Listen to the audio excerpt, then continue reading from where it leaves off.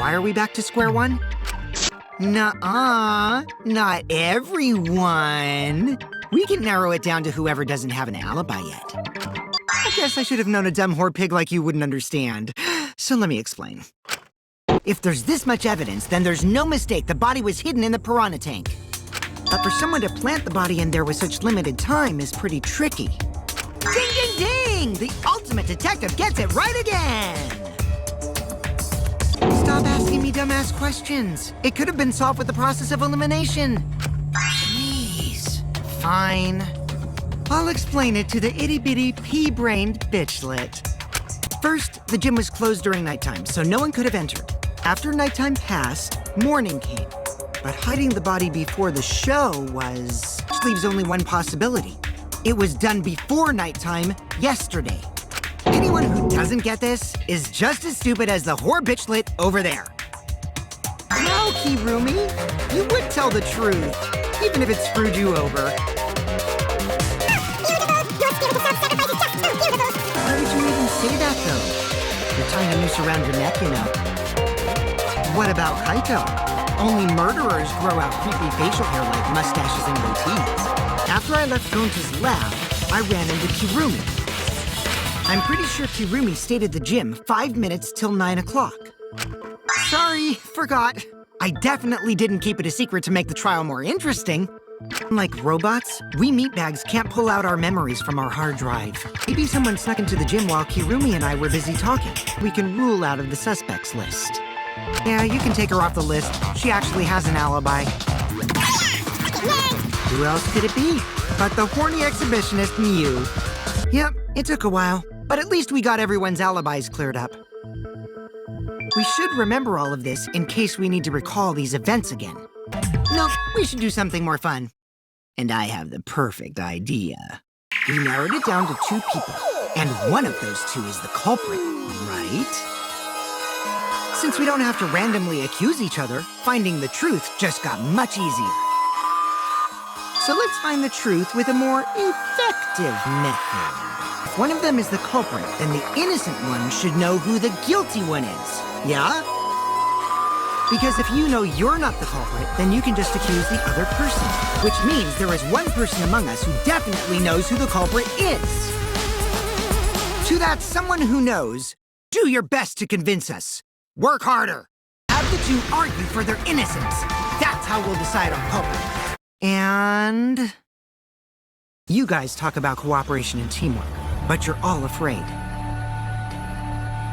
You're too scared to point your fingers at others, so you hide behind the word trust. How do you expect to find the culprit when you're all worried about each other's feelings? If you're planning to expose a liar, then you have to corner them psychologically. Only then will they reveal their true self as a liar, hiding beneath a layer of deceit! If we want to find the liar, I suggest that the 2 suspects argue against each other. No more pointless deductions.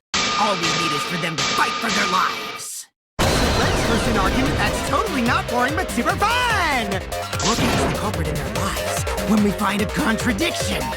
We'll scare the culprit until they screw up! That's how a true class trial works.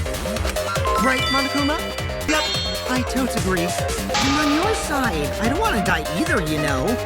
That's why we need to take this seriously. Hot debaters. Smoke out the lies. If you guys need some help getting started, I can give out the first topic. Our first topic is this!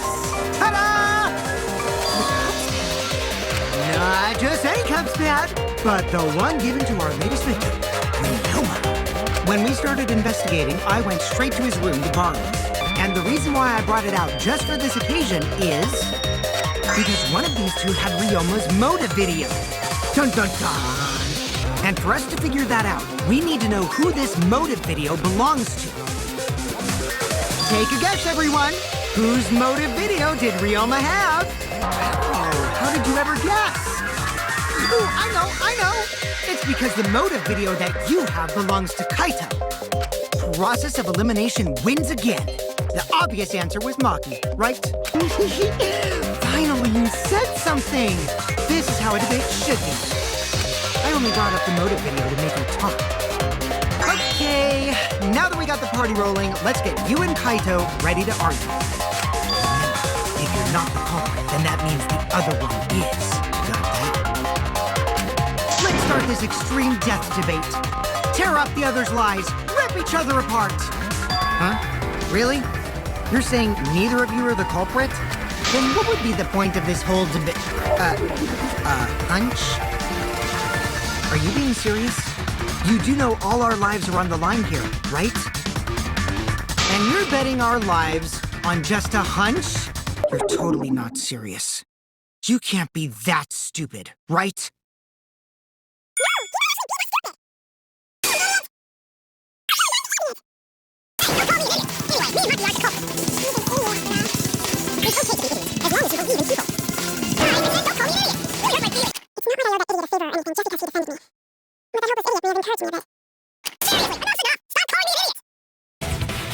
How do you plan to get closer to the truth without suspecting either of them?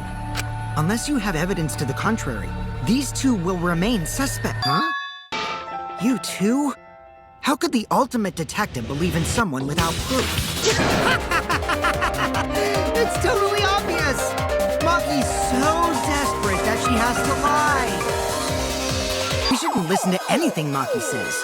She's just gonna throw out more lies. I told you already, we don't need to. I hate liars. Liar, liar, pants on fire. Oh, Maki, that's super careless. Aren't you scared someone might kill you in your sleep? Huh? What now? Here comes the dramatic turnabout. Now I'm the one pressured by Maki.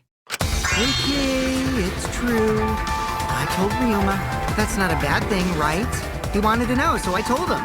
No, not yet. I was gonna wait until we hosted like a movie screening party.